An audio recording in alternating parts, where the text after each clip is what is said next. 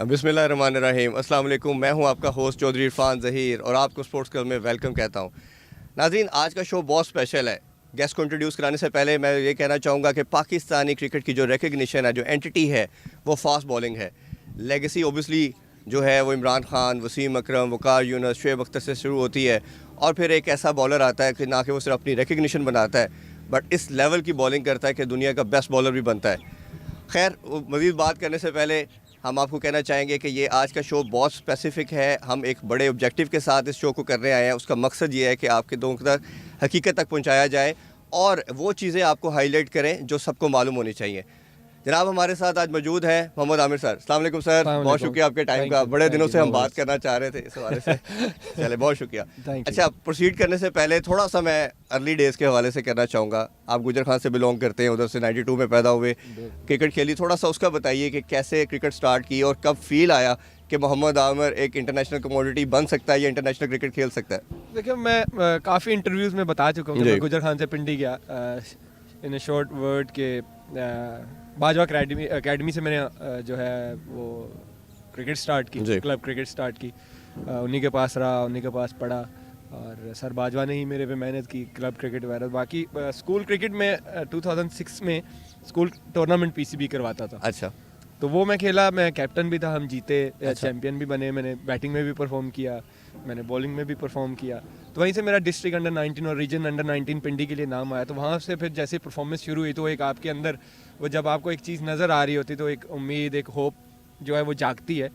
तो वो अल्लाह ने एक ज़हन में डाल दिया। और लेकिन देखें, जब मैं गुजर खान से निकला था ना, तो मेरे एक माइंड सेट, एक जो होप थी कि मैंने क्रिकेटर बनना है। बिल्कुल, वो एक जो पैशन था वो ऑलरेडी था मेरे साथ। लेकिन फिर इन चीज़ों ने, स्कूल टूर्नामेंट ने, फिर जैसे डिस्ट्रिक्ट अंडर 19, रीजन अंडर 19 में परफॉर्म हुआ, तो वो फिर मुझे लगा कि हाँ, इंशाल्लाह मैं पाकिस्तान खेल सकता हूँ। बिल्कुल ठीक। तो जब पहली दफ़ा आपका नाम आया टीम के लिए 2009 वर्ल्ड कप के लिए, आप प्रॉब्ली इंग्लैंड में जो हुआ, आपकी सिलेक्शन हुई, वो मोमेंट शेयर कीजिए कि वो क्या फीलिंग आपकी थी कि इतने छोटे एरिया से टीम के लिए, पाकिस्तान के लिए सिलेक्शन होना। अपनी फैमिली का क्या रिस्पांस था? देखिए, फैमिली तो ऑलवेज़ आपको पता है कि ऐसे मामलात में वो बहुत खुश होते हैं, लेकिन मेरे लिए खुद एक शॉकिंग भी था कि इतना जल्दी, टू बी ऑनेस्ट, क्योंकि 2006 में मैं स्कूल क्रिकेट खेला और 2009 में मैं पाकिस्तान क्रिकेट में था। तो ये अल्लाह की बहुत बड़ी ब्लेसिंग थी मेरे ऊपर और इसका क्रेडिट जाता है। यूनुस भाई कैप्टन थे, फिर कादर भाई, अल्लाह उनको जन्नत नसीब करे, वो चीफ सेलेक्टर थे। तो इन लोगों ने मुझे सेलेक्ट किया मेरी परफॉर्मेंस पे, क्योंकि उसी साल 2008 के एंड का जो सीज़न चल रहा था फर्स्ट क्लास का, मैंने बैंक की तरफ, नेशनल बैंक से मैं खेला था, तो मैंने टॉप आउट किए थे।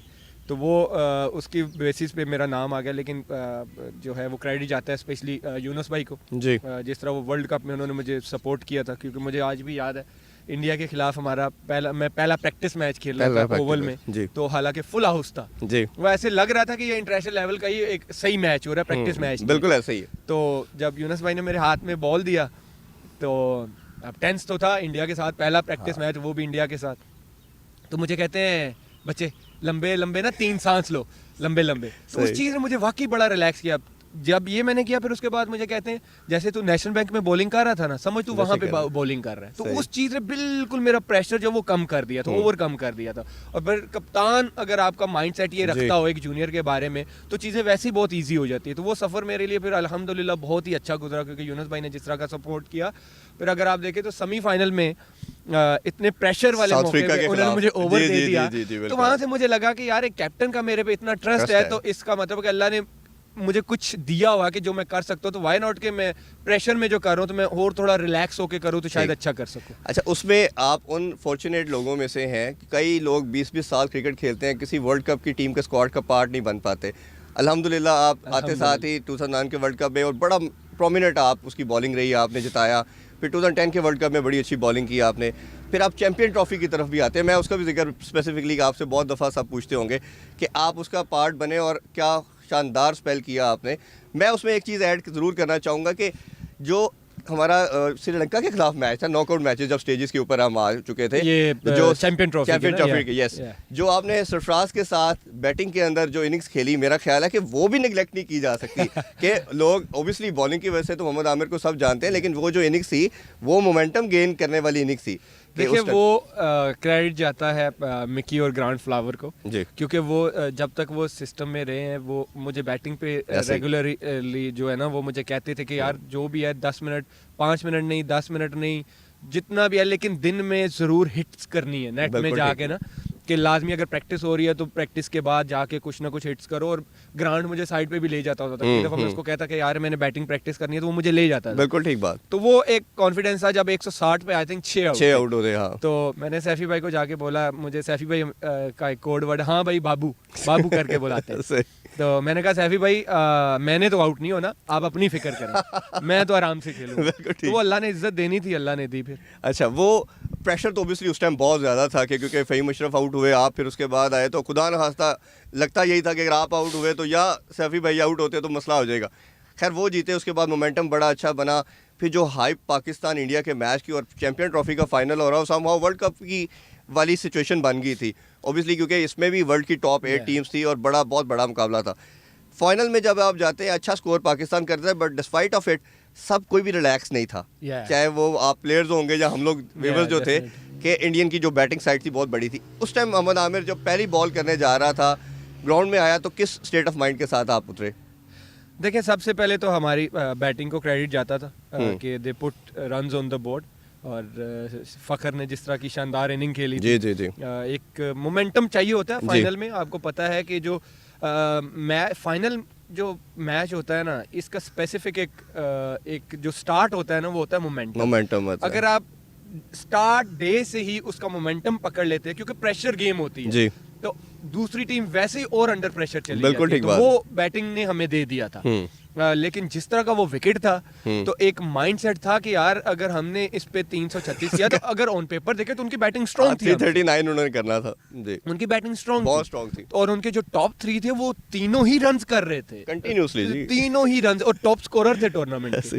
तो मैं इंजरी से बाद भी आया था, अगर आपको याद हो, मैं सेमीफाइनल में खेला था, मुझे बैक स्पैज़म हो गया था। उसमें रोमान रेस खेला था, रोमान खेले तो उसने भी बड़ी अच्छी बॉलिंग की थी। अच्छा, इसमें एक सेकंड में आपको रोकना चाहूंगा कि मेरी वैसे बात हुई थी बाद में, मिकी से भी हुई, ग्रांट से भी, सरफराज भाई से भी बात हुई कि हम थोड़े से थे कि हमने आमिर अगर थोड़ा सा भी फिट होता हमने खिलाना है, तो कोई प्रेशर था डगआउट में? सेमीफाइनल ये खेल के आया है, क्या कहा था उस टाइम आपको इन्होंने फाइनल से पहले? देखिए पहले तो इसका क्रेडिट देखिए हमेशा मैनेजमेंट को जाता है कि वो प्लेयर को हैंडल कैसे करते हैं। बिल्कुल ठीक बात। और क्योंकि रुमान ने भी अच्छी बॉलिंग की हुई थी, ठीक है, आउट किए, और मुझे ये खुशी थी कि मैनेजमेंट मेरे पे इतना ट्रस्ट कर रही है। एक तो आपको कॉन्फिडेंस मिल जाता है कि यार मैनेजमेंट का मेरे पे ट्रस्ट है। जब मैनेजमेंट आप पे ट्रस्ट करती है तो आपका कॉन्फिडेंस लेवल वैसे ही बढ़ जाता है। और फिर नुमान से भी जिस तरह मिकी ने बात की कि उसने बताया कि देखो तुमने बहुत अच्छा परफॉर्म किया है, और मैं मेक श्योर करूंगा कि तुम हमारे सिस्टम के साथ साथ रहो। तुम्हें हमने ऐसे ही खिलाना है कि जैसे अगर हमारा फ्रंट लाइन बॉलर कोई नहीं खेल रहा, तुम साथ साथ हमारे बिल्कुल ऐसे ही खेलो। और प्लेयर ऐसे ही तैयार 11 खेलते हैं, बाकी 4-5 प्लेयर ऐसे ही तैयार होते हैं। इसकी मिसाल मैं आपको देता हूँ, अगर आपको याद हो, अभी पाकिस्तान न्यूजीलैंड की सीरीज हुई, उनका एक प्लेयर ने डेब्यू किया, उसने 4 आउट किए, मैन ऑफ द मैच हुआ, वापस गया, सऊदी और फ्रंट लाइन बॉलर आए,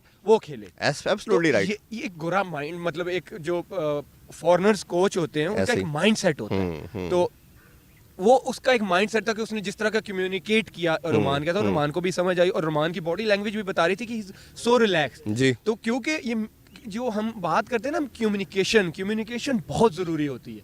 तो वो मिकी को क्रेडिट जाता है, और मैनेजमेंट को, के कप्तान को, सैफी भाई को, कि जिस तरह उन्होंने मेरे पे ट्रस्ट किया और जिस तरह उन्होंने रुमान को सेटिस्फाई किया। तो ये पहले तो प्लस पॉइंट था कि टीम में एक पॉजिटिविटी थी, एक माइंडसेट था कि प्लेयर अपना अपना रोल सारे जानते हैं कि मेरा रोल क्या है टीम में। तो इसी तरह मिकी ने मुझे पहले ही 3 दिन बता दिया था पहले ही कि तुमने फाइनल खेलना है, तो तुम अपना माइंडसेट ये रखो कि तुमने नए बॉल से आउट करने और हमने फाइनल जीतना है। अच्छा, अब चलते हैं कि आप जब बॉलिंग के लिए पहला ओवर करने जा रहे थे, और ओबियसली जैसे हमने बात की बहुत बड़े नाम थे, उस टाइम क्या आपका था कि फुल अटैक करना है, आगे बॉल करनी है, बॉल स्विंग होगी, क्या उस टाइम क्या सोच क्या थी आपकी? देखिए पहली तो सबसे बड़ी मेरी सोच ये थी क्योंकि वो मेरे ख्याल में वो गेम उस टाइम पे वर्ल्ड में सबसे ज्यादा देखा जा रहा था जी। ऐसे ही पाकिस्तान इंडिया का फाइनल था, उसके टीवी राइट्स पे आप देखें तो वर्ल्ड में सबसे ज्यादा फीफा से भी इवन ज्यादा देखा गया वो फाइनल, देखा गया। तो एक तो ये था कि यार मेरा माइंडसेट ये था, अगर आज मैं परफॉर्म कर देता हूँ तो क्या होगा, बिल्कुल। मेरा माइंडसेट ये था, मेरे माइंडसेट में ये नहीं आया था अगर यार परफॉर्म नहीं हुआ तो क्या होगा।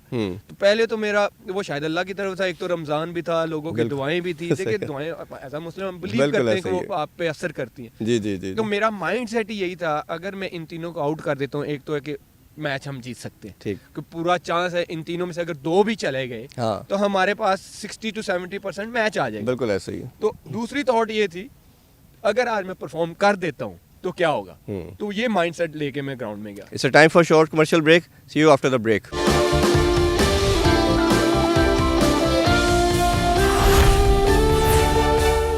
Welcome back after the break. गुफ्तगू को ज़रा मज़ीद आगे बढ़ाते हैं। अच्छा, पहले ओबियसली आपने बॉल की उसमें रोहित शर्मा को, पहले वो बचा। अच्छा, वो भी प्लान था जी। क्योंकि जो पहला मैच हम बर्मिंघम में खेले थे इंडिया के खिलाफ, तो रोहित को मैं इन स्विंग वगैरह कर रहा था। पहला ओवर अगर आपको याद हो तो मेरा इन स्विंग अच्छा हो रहा है। मैं इसमें बताऊंगा, आपने उसको जब एशिया कप के अंदर बड़ा आउटस्टैंडिंग एक्सपेल किया था, तो तब भी उसने इसी तरह ही आपने ट्रबल किया था। मुझे ये था कि 100% मुझे ये था कि मोस्टली नए बॉल पे मुझे रेडी होगा कि ये मुझे अंदर लाएगा। बिल्कुल। अगर आपको याद हो तो मैंने पहली 2 बॉलें एंगल से बाहर गई, तीसरा अंदर लेके आया था।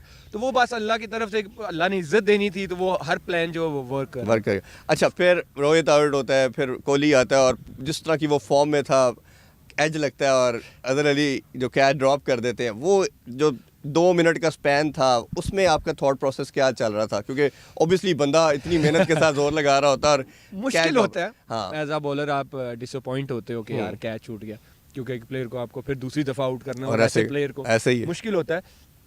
लेकिन जब मैं कैच छूटा, मैं वापस एग्रेशन तो आपने देखा ही होगा, वो मैच में होता है एज अ बॉलर, तो वैसे टेम्पो पता नहीं कहां गया, एग्रेशन ही कंट्रोल हो रहे थे, तो आपका कैसे हो रहा था? आप पब्लिकली आप देखें तो पब्लिक फैंस के एग्रेशंस कहां होते हैं, उनके इमोशंस कहां होते हैं, तो एज अ बॉलर आप देखो कि जो भाग के उसका वैसे ही टेम्पो हाई हुआ। सही बात। तो लेकिन मैं जब वापस जा रहा था, तो मैंने कहा, मेरे दिमाग में ना सडनली एक थॉट आई, मैंने कहा यार फखर वाला हिसाब ना हो, क्योंकि फखर नो बॉल पे आउट हो गया था। मैंने कहा वो वाला हिसाब ना हो, क्योंकि विकेट मैंने इंग्लैंड में इससे बैटिंग ज्यादा विकेट मैंने आज तक नहीं देखा। ऐसे ही।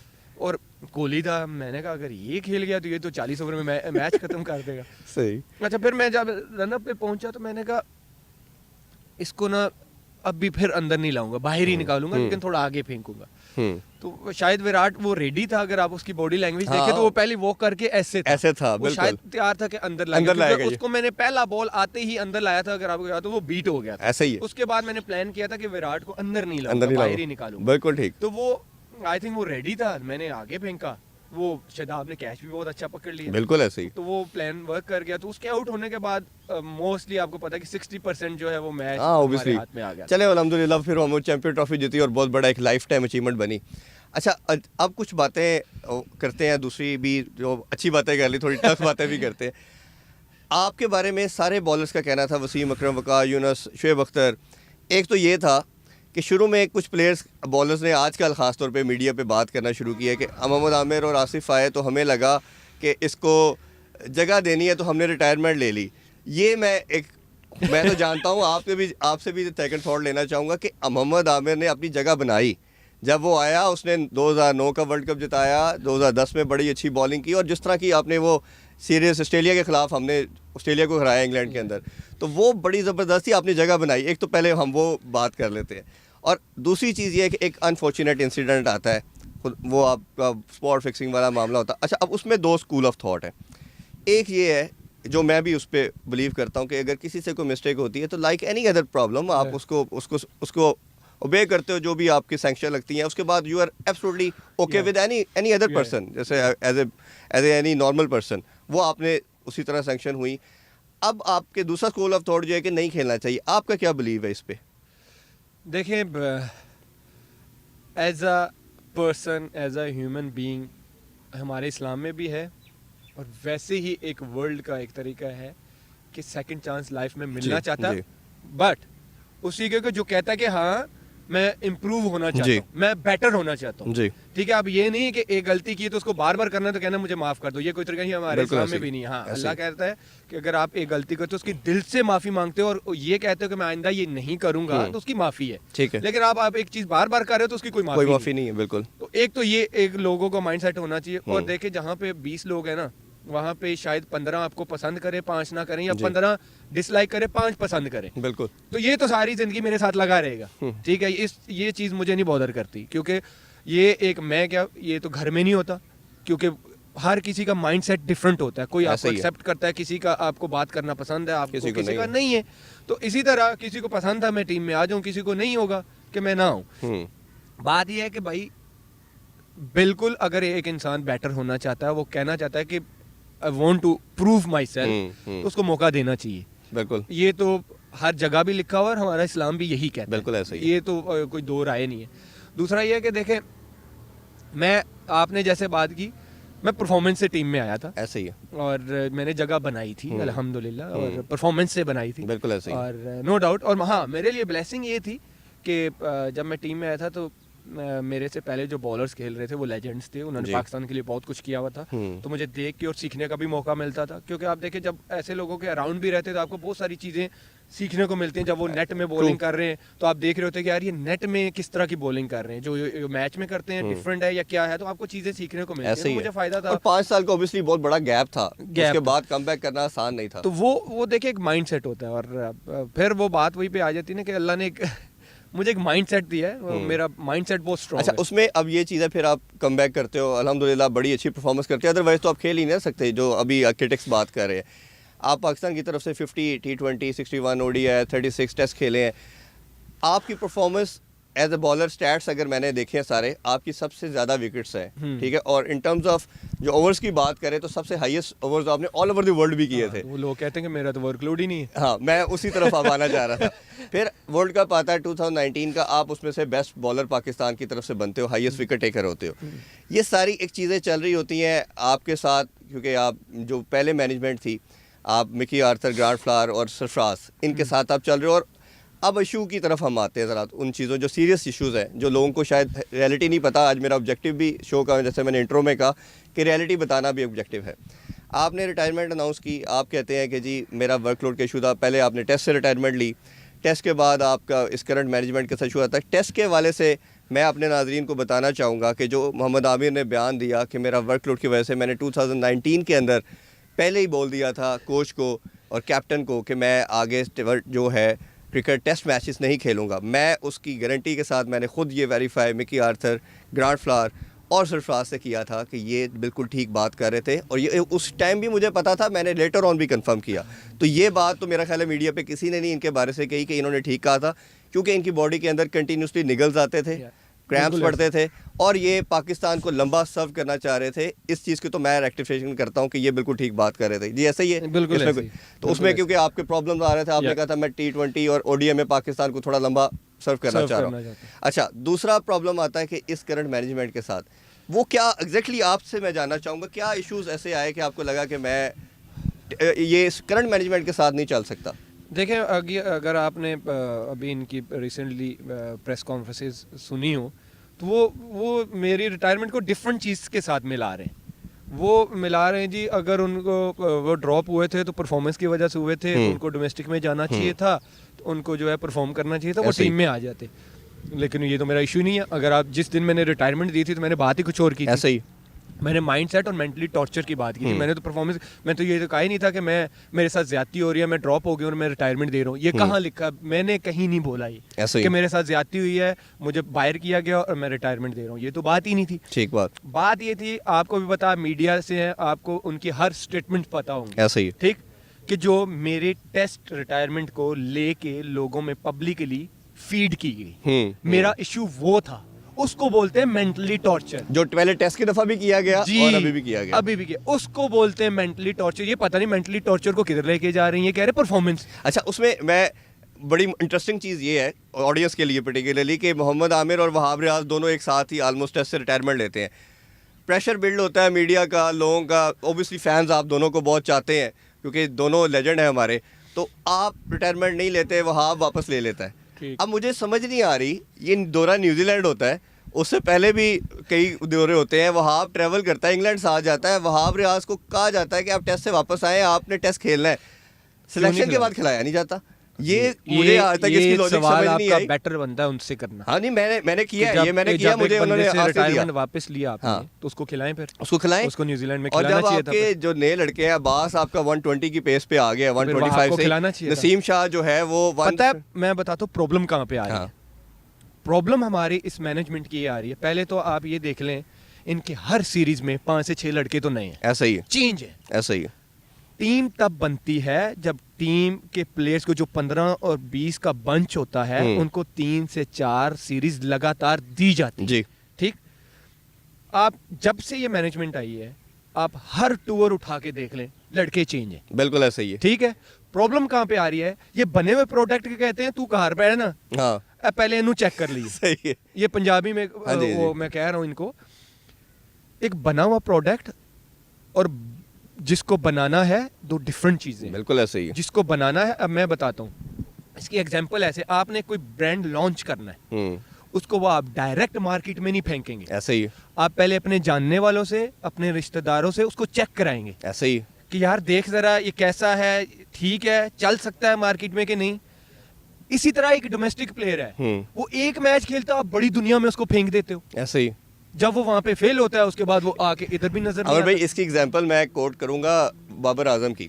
बाबर आजम को मैं शुरू से 2014-15 से देख रहा था, जब मिकी ने और ग्रांट फ्लावर ने देखा कि ये पाकिस्तान की इंटरनेशनल कमोडिटी है, यस मैं उसका विटनेस हूँ अगेन कि उन्होंने इसको ऐसे चांस दिया कि उसको नंबर 3 स्लॉट दिया, और उसके सामने मैं उसका विटनेस हूँ कि उन्होंने कहा कि तुम हमारे हर गेम में खेलोगे, हर जगह होगे, तुम्हें ये स्लॉट मिलेगा। उसको तैयार किया।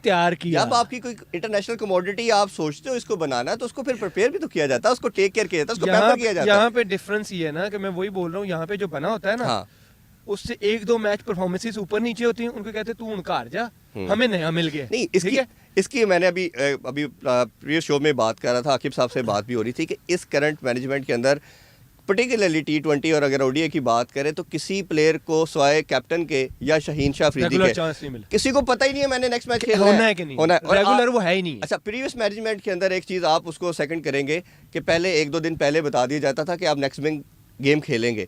अब इस 1-2 दिन पहले जी, मैं जब एशिया कप से ड्रॉप हुआ था ना, तो मिकी ने मुझे बोला था कि आप साउथ अफ्रीका सीरीज खेल रहे हो, वो 3 महीने के बाद थी। That is the point, my point, कि आप कैसे एक प्लेयर को बनाते हो। जी। अब जो ये करंट मैनेजमेंट है, ये बहुत बड़ा इशू है कि वो सुबह जब आ रहे हैं, जो भी सरफराज के साथ भी इशू हुआ इंग्लैंड के अंदर, कि वो प्रैक्टिस अपनी रूटीन की वो ट्रेनिंग कर रहे थे, मैं देख रहा था वो ट्रेनिंग कर रहे थे और उनको आधे घंटे पहले कहा जी you are playing the game जी, तो वो उन्होंने फिर आगे से रेजिस्ट किया। ऑब्वियसली कोई भी ह्यूमन नहीं कहेगा कि कितना आपका कैप्टन रह चुका हो और आप उसको आधे घंटे पहले कह रहे हैं आपने गेम खेलनी है।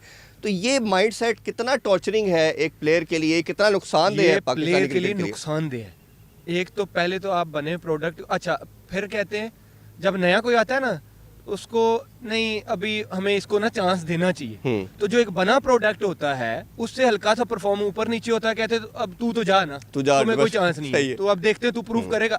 बुमराह ने 16 मैचों में 2 विकेट थे उसकी, ऐसा ही है, मुझे याद है आपको? जी बिल्कुल याद है। खेलता रहा वो, खेलता रहा, बिल्कुल आया रिदम में कि नहीं आया, क्यों? कि उसको पता था कि मैनेजमेंट मेरे पे ट्रस्ट कर रही है, और मैनेजमेंट को पता था कि इसने पास में प्रूव किया हुआ है, हमारा मेन बॉलर है, इस पे डाउट नहीं होना चाहिए। जहां पे वो गिरा हुआ है यहीं पे तो हमने उठाना है। कोचेस का काम क्या है, अगर ये काम नहीं करना इस लेवल पे तो आके मेरा ख्याल है सारे के सारे पे रोनाल्डो ही ले आने, तो मेरी कोचिंग का काम क्या है भाई?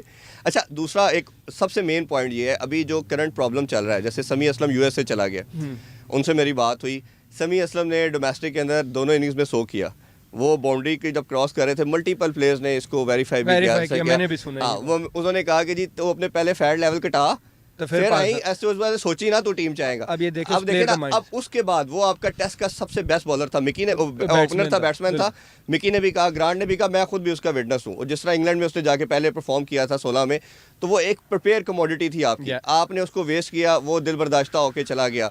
फिर अभी जुनैद खान की खबरें आ रही हैं, वो जा रहा है, फिर इसी तरह इरफान खान जूनियर था।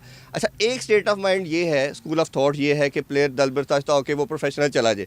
दूसरा स्कूल ऑफ थॉट ये है कि जिस तरह फवाद आलम ने रजिस्ट किया, वो लगा रहा 11 साल बाद चांस आया। आप किसके हामी है? क्योंकि आपने भी समहाउ प्रेशर कह ले, एक आपके क्रिटिक्स ये भी कहते हैं कि हमारे प्रेशर सस्टेन नहीं किया, रिटायरमेंट ले ली। मेरा ये बहुत अच्छा सवाल किया आपने, क्योंकि ये जब मैं सोशल मीडिया पे पढ़ रहा था तो मैंने ये तब भी सोच रही था कि ये चीज़ मैं क्लियर करूँ। मेरा और फवाद का डिफरेंट इशू है जी। फवाद का मैनेजमेंट के साथ इशू नहीं है, मेरा भी मैनेजमेंट के साथ इशू ना होता ना तो मैं भी खेलता रहता, मैं परफॉर्म करता, यार मैं PSL में करूंगा, मैं डोमेस्टिक में करूंगा, मेरा नाम ही आ जाना है। मेरा इशू है, मैं परफॉर्म भी करता हूँ, मेरा इशू है माइंडसेट के साथ, जो उस सिस्टम को चला रहे हैं, उस टीम को चला रहे हैं। फवाद का तो नहीं है ना, ऐसा ही है। फवाद तो खेलना चाह रहा है ना उनके साथ, ऐसा ही। मैं उस माइंडसेट के साथ नहीं खेलना चाह रहा, मेरा इशू डिफरेंट है। मेरा इशू कोई टीम से बाहर होना नहीं है। बिल्कुल। मेरा इशू अगर टीम से बाहर होना होता तो मैं कह देता कि हाँ जी मेरे से ज्यादती हो गई, मुझे खिलाया नहीं जा रहा, मैं तो ये बात ही नहीं कर रहा। मैं कह रहा हूँ कि मैं इस माइंड सेट जो इस टीम में मैनेजमेंट का माइंड सेट है, मैं उसके साथ नहीं खेल सकता, मैं नहीं चल सकता।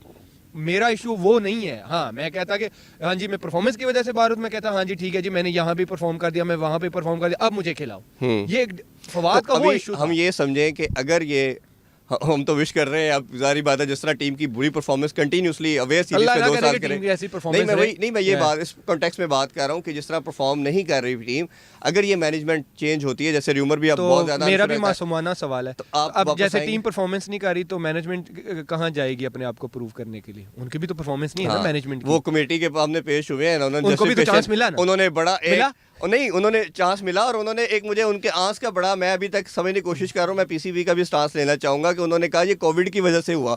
अगर कोविड की वजह से हुआ तो आप टूर कैंसिल कर देते, आप जाते ही ना कि कोविड की वजह से लड़के हमारे बंद रहेंगे, ये तो सबको पता था। देखिए कि ये कोविड तो सबके साथ है। हाँ, तो उसमें परफॉर्मेंस का सारा मलबा कोविड पे आ गया। मेरी कोई जंग नहीं है इनके साथ, ऐसे ही। देखिए जो उनका माइंडसेट है मुझे लेके, तो मुझे नहीं लगता कि मैं उस सिस्टम में फिट होता हूँ। बात ये है कि मेरी कोई उनके साथ वो कोई जंग नहीं है, या मैं उन्होंने मुझे गोलियां मारी हैं, मैंने उनको मारनी है। मैं अपने माइंडसेट के हिसाब से कह रहा हूँ कि जो उनका माइंडसेट बन चुका है, एज अ क्रिकेटर मैं उनकी बहुत रिस्पेक्ट करता हूँ। विकी भाई जैसा लेजेंड पाकिस्तान में बॉलर नहीं आया, मिसबा भाई ने कप्तानी में पाकिस्तान के लिए बहुत सर्व किया है, लेकिन मैनेजमेंट में वो प्लेयर को मैनेज नहीं कर सकते। मैं गारंटी से कह रहा हूँ वो नहीं कर सकते। एक मैं नहीं, आप मेरे डिसीजन के बाद आपने कितने प्लेयर्स की स्टेटमेंट सुने उनके, ऐसा ही है। ठीक, एज अ क्रिकेटर मैं उनके रिस्पेक्ट करता हूँ, मेरे दिल में एज अ क्रिकेटर कोई शक नहीं है कि वो अच्छे क्रिकेटर नहीं, बिल्कुल ऐसे ही, दे वर लेजेंड। बट मैनेजमेंट मुझे नहीं लगता कि इनको प्लेयर्स को हैंडल करना आता। और वो इशू क्यों कि जब मैं फिर वही कहता हूँ कि जब प्लेयर मेंटली रिलैक्स नहीं होता, जब प्लेयर को मैनेजमेंट की तरफ से फ्रीडम नहीं दिया जाता। अच्छा जी अब ये बात करेंगे, कहेंगे जी और क्या फ्रीडम चाहिए, हम चांस तो दे रहे हैं। चांस ये नहीं होता कि निकल के मारो तो लेकिन स्टंप भी आउट नहीं होना, ये वाला चांस नहीं चाहिए होता है, ठीक है। फ्रीडम होता है कि जब आप प्लेयर के साथ बात करें ना, तो आपका और उसका माइंड जो सेट है ना थोड़ा बहुत मिलना चाहिए, आप एक पेज पे हो। बिल्कुल ऐसे ही। फिर आप जब उसको ड्रॉप करते हैं या लेके आते हैं ना, तो उसकी बेसिस का पता होना चाहिए, ठीक है। अब बेसिस मेरी कुछ और थी, आप कह रहे हैं वो उसको तो हमने परफॉर्मेंस पे बात की, मैंने परफॉर्मेंस पे बात नहीं की। नहीं, उसमें उसकी रीजन मैं आपकी अगेन इस चीज़ को एग्री करता हूँ कि जो पीएसएल का सेमीफाइनल जो है, तो प्ले ऑफ था, जो आपने मुल्तान सुल्तान के इसको हराया, वो सुपर ओवर में गया, और आपने जो स्पेल किया, ये शो कर रहा था कि अमर इज बैक, ठीक है। अल्हम्दुलिल्लाह टी20 में आपसे अच्छी बॉलिंग नहीं हुई जो टी20 कप हुआ था, बट पीएसएल में आप यू शोड, तो उससे सेमीफाइनल और प्ले ऑफ और फाइनल से पहले अनाउंस करना, अब बात आ गई मुझे, याद आ गया मुझे। तो वो ये देखे ना, बड़ा मुझे पॉइंट दे दिया आपने। अब यहाँ पे मैनेजमेंट एक्सक्यूज ये दे रही है कोविड था, 15 दिन के लिए कुछ नहीं किया, राइट जी।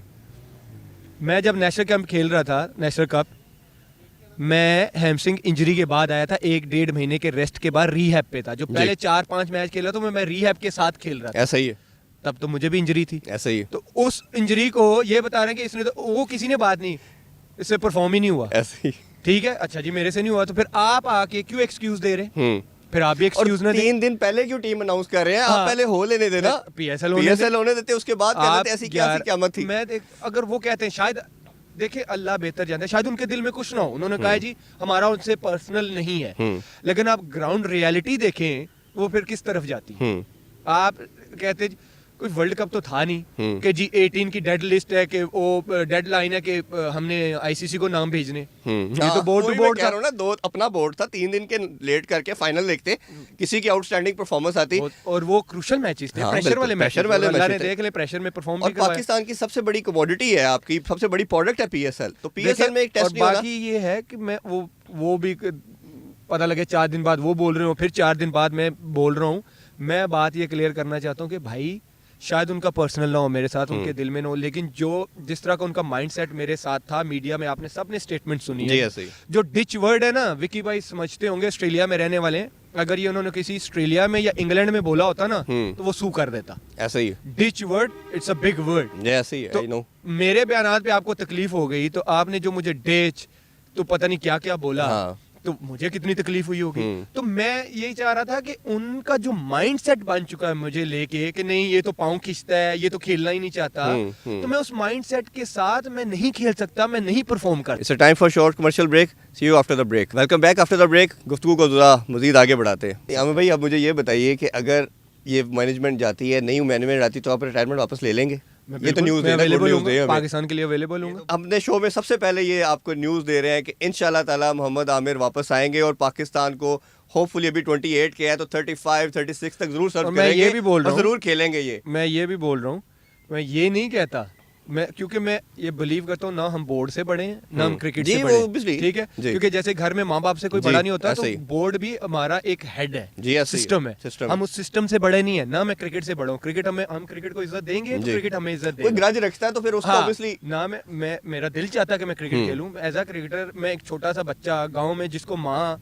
पिंडी जाने नहीं दे रही और वो जिद करके कह रहा है कि मैंने जाना है। और इसी बोर्ड ने आपको चांस दिया ना, अगर दूसरी तरफ दे, क्रिकेट बोर्ड नहीं दिया मुझे चांस, वो चाहे वो थे या जो भी था, लेकिन बोर्ड तो सिस्टम तो वही है ना। बट कोई लार्जर देन लाइफ समझना शुरू करे अपने आप को, तो उसको तो रोकना चाहिए। लोगों को जरा मैं ये मेरा अल्लाह जानता है, एज अ मुस्लिम मैं बात कर रहा हूँ कि मेरे दिल में ये कभी नहीं आया कि मैं क्रिकेट से बड़ा हूँ या मैं बोर्ड से बड़ा हूँ, कभी नहीं। ठीक बात। दूसरा, अगर क्योंकि इनका माइंडसेट मुझे नहीं लगता इस माइंडसेट के साथ मैं बैठता हूँ, अगर नई मैनेजमेंट आती है मैं बोर्ड को खुद बोलूंगा, मैं सिलेक्शन के लिए अवेलेबल हूँ। मैं ये नहीं कि मुझे डायरेक्ट ले लेंगे मोहम्मद आमिर, मैं परफॉर्म करूंगा, मैं प्रूव करूंगा कि I am better than others इंशाल्लाह ताला। क्योंकि जो भी परफॉर्म करता है, देखिए प्रोफेशनलिज्म, प्रोफेशनल जेलसी होनी चाहिए, ठीक है। मैं परफॉर्म करूंगा भाई, मैं दिखाऊंगा मैं इनसे बेटर हूँ, मैं वो कोशिश करूंगा। हेल्दी कंपटीशन हो, हेल्दी कंपटीशन हो। मैं ये अल्लाह माफ करे, मैं ये नहीं चाहता कि वो परफॉर्म ना करे और मैं टीम में आ जाऊँ, ऐसा कभी नहीं होता। 11 प्लेयर है तो सारे परफॉर्म करेंगे तो जीतेंगे ना जी, ऐसा कभी नहीं होता। हाँ, लेकिन आई विल परफॉर्म। आपको लगे कि हाँ हमें इसकी जरूरत है, आप बिल्कुल लेना, मैं बिल्कुल अपनी अवेलेबिलिटी शो करूंगा और परफॉर्मेंस के साथ करूंगा। और हर प्लेयर की एक डिग्निटी होती है, प्रेस्टीज होती है। ऑब्वियसली जब आप उसको डेंट करेंगे, उसको हर्ट करेंगे, तो वो कहीं ना कहीं तो फिर ब्रस्ट आउट करता है। अच्छा, इसमें अब ये भी है कि कई लड़के आपकी वजह से ना, इसको मेरी कई प्लेयर से बात भी हुई, I don't want to take the name of them क्योंकि उनके अंदर शायद ये करेज नहीं है, तो मैं इसको बताना चाह रहा हूँ कि वो इस रीज़न जो इन्होंने बातें कही, अब कई प्लेयर ये बात भी कर रहे हैं। तो हम ये उम्मीद करते हैं कि ये चीज़ें सिलसिलाकार ख़त्म हो, बोर्ड स्टेप इन करे इसके अंदर और इसको लेके चले। अच्छा, ये बताइए, आप काफ़ी कैप्टन के अंडर खेले, शाहिद भाई के अंडर भी खेले, सरफराज के अंडर भी खेले, यूनुस के, कैप्टन कौन सा सबसे बेहतर लगा आपको? मिसबा के साथ भी थोड़ा खेले। देखिए, मुझे स्टार्टिंग में यूनुस भाई का जैसे मैंने बोला, और उसके बाद लाला के साथ भी काफ़ी मज़ा आया। फिर ज़्यादा जो मैं जिसकी कप्तानी में खेलूँ, मैं सैफी भाई की खेलूँ। हाँ। आपको याद हो 2016 से 2019 तक सैफी भाई की कप्तानी में खेलूँ। सैफी भाई जो भी है ग्राउंड में, उनका गुस्सा जो भी है, लेकिन आपको एज अ कैप्टन उनकी रिस्पेक्ट करनी चाहिए। ही नोज कि अपने प्लेयरों से कैसे काम लेना, ये इसमें कोई शक नहीं है। देखें, उसकी कप्तानी में अगर टीम 2 साल चैंपियन रही है ना, T20 की नंबर 1 रही है, चैंपियन ट्रॉफी जीती है, वर्ल्ड कप के हम रन रेट पे बाहर हुए टॉप 4 से, ऐसे ही टॉप 4 में सेमीफाइनल में थे। हाँ जी, ये एक गुड लीडर के अलावा टीम कभी ऐसे नहीं कर सकती परफॉर्म। ये कोई माने ना माने जी, वो क्या करता था, वो तो बैटिंग पे नहीं आता था, फलाना होता था ना। जो टीम को चलाने वाला होता है ना, अब जैसे बच्चा एक काबिल बनता है, वो किसी अच्छे पोस्ट पे जाता है, या जैसे मैं क्रिकेटर बन गया, कहते जी वो अदे माँ प्यो ने, पंजाबी में कहते हैं, गाँव में भी कहते हैं। भाई ये क्रेडिट माँ बाप को ही जाता है, ऐसे ही कि जिन्होंने उस बच्चे को तैयार किया था, जो उन्होंने उसको फीड किया होता है, ऐसे ही कप्तान होता है। अच्छा, मैं अमर भाई उसमें कहना ये चाहूँगा कि एक जो कैप्टन होता है, मेरा अपना स्टांस ये है कि कैप्टन बॉर्न होता है और उसकी फॉलोइंग ऑटोमेटिकली होती है। जो आप बाद में बनाते हो ना, आप उसे कहते हो, उसकी फॉलोइंग नहीं होती। और उसको प्रिपेयर करने के लिए, लेट्स सपोज आप किसी प्लेयर को, बाबर आजम की मिसाल ले लेते हैं, अभी करंट कैप्टन है, आप उसको बनाते हो और उसको आपको लगता है कि ये हमारा फ्यूचर में कैप्टन बनेगा। आप जो 2-3 साल उसके प्रोसेस में डालोगे बेचारे को सिखाने के लिए, आज से उसकी परफॉर्मेंस भी खराब होगी और उससे पाकिस्तान भी सफर करेगी। सैफी भाई जो है ना, वो एक सिस्टम से आया हुआ है। हाँ, अंडर 19 का क्लब से कप्तानी, अंडर 19 में कप्तानी, डोमेस्टिक में कप्तानी, PSL में कप्तानी, बिल्कुल। और वो ऐसा कप्तान है, उसको पता है कि मेरा कौन सा घोड़ा किस टाइम काम आएगा, ठीक है, बिल्कुल।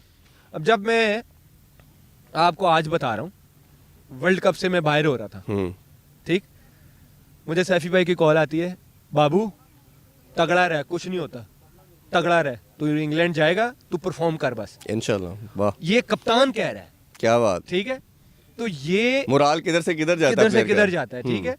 तो वो ऐसा कप्तान था जिसको पता है कि कप्तान लीडर वही होता है। इमरान भाई इतना खुद कुछ नहीं करते थे, लेकिन उनको पता था कि किस टाइम पे किस घोड़े को भगाना है मैंने, बिल्कुल, और किस घोड़े से मैंने काम लेना है। ये कप्तान का काम होता है, ठीक है। कप्तान ये नहीं कि अपना, कितने कप्तान है आगे 100 करते थे, टीम हार जाती थी। ऐसा ही है, ऐसा ही ठीक है, उस 100 का क्या फिर फायदा। जैसे वो मिसबा के टेन्योर के अंदर बात करें, अच्छा एक फेज जो 2010-11 के बाद आया कि उसमें दुनिया की क्रिकेट जो थी ना उसका पेस चेंज हो रहा था, सारे 300 350 के टारगेट की तरफ जा रहे थे। हम क्या करते थे, 220 से 250 के दरमियान स्कोर करते थे, सारी टीम जल्दी आउट होती थी, मिसबा का स्ट्राइक रेट ज़्यादा रहता था, Pakistan end of the day match हार जाता था। एक स्कूल ऑफ थॉट ये था कि मिसबा तो स्कोर किया, दूसरा ये था कि अब सरफराज की मैं कंपैरिजन करने लगा। एक सरफराज था कि जो खुद स्कोर नहीं करता था वो टीम के लिए करवाता था, पाकिस्तान जीतता था। तो ये मुझे स्टेट ऑफ माइंड समझ नहीं आ रहा कि पाकिस्तान हार जाए और मिसबा का 70-80 वो ठीक है, सरफराज का 20-25-15 कम हो जाए। सरफराज ने जो 2 साल T20 में नंबर 1 रखा, चैंपियन ट्रॉफी जिताई, टेस्ट में भी हम 4-5 पे स्टैंड कर रहे थे, एक टीम ट्रैक पे थी, उसको हटा दिया जाता है। अब ये देखें ना, ये एक सवाल है, वो जब 2 साल टीम थी ऑलमोस्ट तो वही प्लेयर थे जी, तो अब क्यों नहीं है नंबर 1? सारे खत्म हो गए। तो वजह तो है ना, हाँ। क्योंकि जैसे मैंने आपको बोला कि हर सीरीज के बाद प्लेयर चेंज होता है जी, ऐसे ही ऐसे प्लेयर कभी तैयार नहीं होता। मुझे ये बता दें, अक्टूबर में वर्ल्ड कप है, अक्टूबर में वर्ल्ड कप है और कोई जनवरी हो गया है, जनवरी हो गई। अब मैं आपको बताता हूँ, ऑस्ट्रेलिया गई नहीं, श्रीलंका से स्टार्ट हो इनकी कोचिंग से, वनडे और T20, ठीक, जब सैफी भाई को कप्तान उतारा, ठीक, उसके बाद ऑस्ट्रेलिया टीम गई, टोटली चेंज, ठीक, इंग्लैंड गए, टोटली चेंज्ड, न्यूजीलैंड गए, टोटली चेंज्ड, ठीक। अब आ रही PSL जी, अब जो PSL में परफॉर्म करेगा वो अगली सीरीज में खेलेगा, स्पेशली T20 की बात कर रहा हूं, ऐसा ही है, ठीक है। अब उस में जो परफॉर्म नहीं करेगा उस सीरीज में वो होगा बाहर, जो उस सीरीज में करेगा वो वर्ल्ड कप खेलेगा। तो कॉम्बिनेशन कहाँ गया? ऐसे ही, ऐसे टीम कभी तैयार नहीं। अच्छा, ये मैं अब लास्ट क्लोजिंग की तरफ आ रहा हूँ, ये तो बताइए कि हमारी जो सिलेक्शन है इसके अंदर एक प्रॉब्लम नजर आ रहा है कि हमारी जो सिलेक्शन का बेसिस बन गया वो T20 क्रिकेट बन गई, चाहे वो T20 कब बनता है, जिसने परफॉर्म किया। अभी बड़ी ज्यादा मुझे नजर आ रही थी अब्दुल्ला शफीक के साथ, उसने T20 में अच्छा परफॉर्म किया, टीम में ले गए, 2-0 हो गए, उसे वो फारग बेचारे को 4 साल मेरा ख्याल टीम में नहीं आएगा। कल भी उन परसों किसी ने सवाल किया उनसे प्रेस कॉन्फ्रेंस में कि अच्छा चले परफॉर्मेंस की बात है, T20 में नहीं हुई तो जिम्बाब्वे के खिलाफ वनडे में क्यों नहीं खिलाया? उनका कोई जवाब नहीं था। ऐसे ही, ठीक है।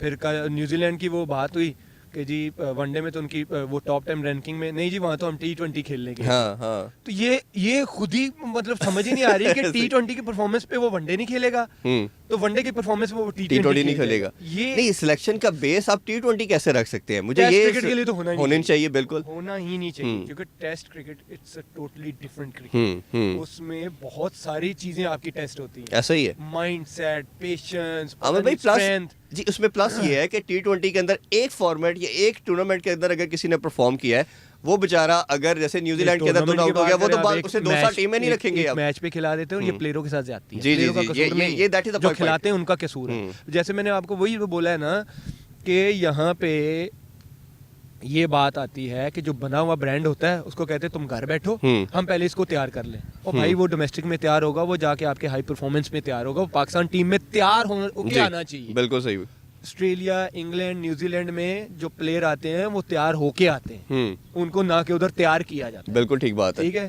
टैलेंटेड है, बिल्कुल उसको मजा दें, छिकाएं। हाँ जी, आओ, जैसे जिम्बाब्वे आ गई या बांग्लादेश आ गई या श्रीलंका आ गई होम सीरीज में, होम सीरीज में थोड़ा प्रेशर भी कम होता है, अब उनको खिलाएं। जैसे वो मैंने आपको न्यूजीलैंड बॉलर की मिसाल दी, उन्होंने उसको चस्का दिया हल्का सा कि चख लो कि इंटरनेशनल क्रिकेट होती है।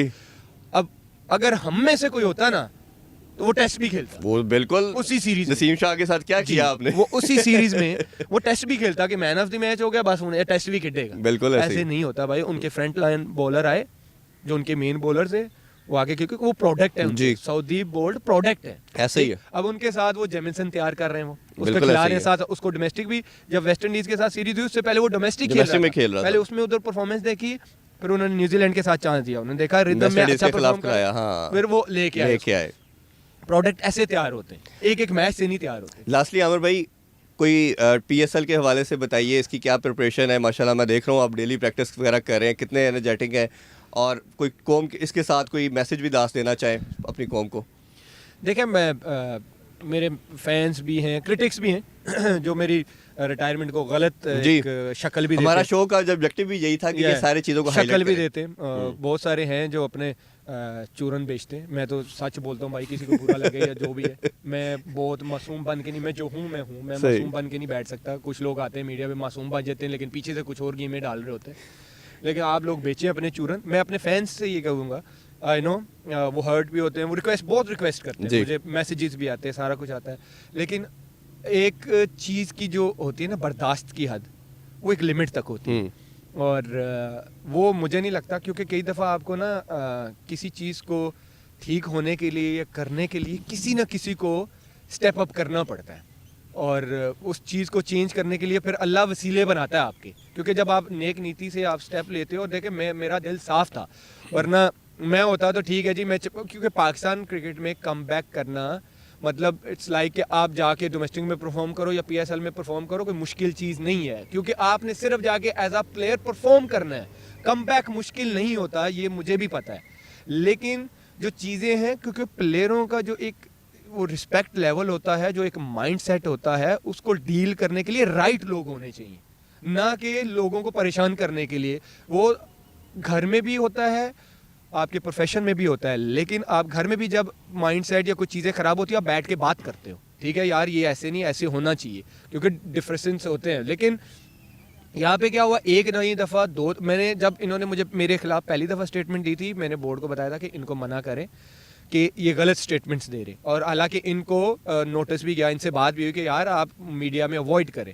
तो ये था, मैंने कोई खुशी से आके रिटायरमेंट नहीं दी, मैं अभी भी क्रिकेट खेलना चाहता हूँ, और क्रिकेट ही मेरा ब्रेड एंड बटर है।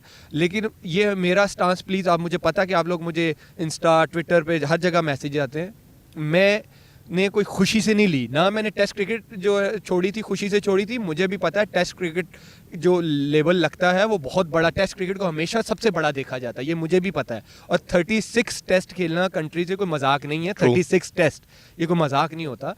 लेकिन मुझे वो, मैं चाह रहा था कि मैं पाकिस्तान को लंबा सर्व करूँ, तो वो मैं अगर T20 और वनडे 500 पाकिस्तान के लिए खेल जाता हूँ, और पाकिस्तान में जिस तरह आज आप चैंपियन ट्रॉफी को याद करते, वो वाइट बॉल ही थी ना, तो मैं तो इसी तरह के और परफॉर्मेंसेस देना चाहता हूँ आगे। 21, 22, 23 पाकिस्तान की वाइट बॉल क्रिकेट है, 21 में वर्ल्ड कप है, 22 में वर्ल्ड कप है, 23 में वर्ल्ड कप है। अगर मैं उसमें ऐसी परफॉर्मेंस अल्लाह मेरे से करवा देता तो आप हमेशा याद रखते। तो मैंने कोई खुशी से नहीं ये छोड़ी, मैंने सिर्फ वो, मेरा ये मुद्दा ये था कि भाई इनका जो माइंड सेट है ये मुझे तो नहीं सूट कर रहा, और मुझे वो स्टेप अप करना था, और शायद अल्लाह करे कि इनसे बाकी प्लेयरों का भी फायदा हो जाए। बहुत शुक्रिया आपके टाइम का, आमिर भाई का अगेन आपका बहुत शुक्रिया। इंशाल्लाह आपसे मुलाकात होगी नेक्स्ट वीक। टेक केयर, अल्लाह हाफिज़।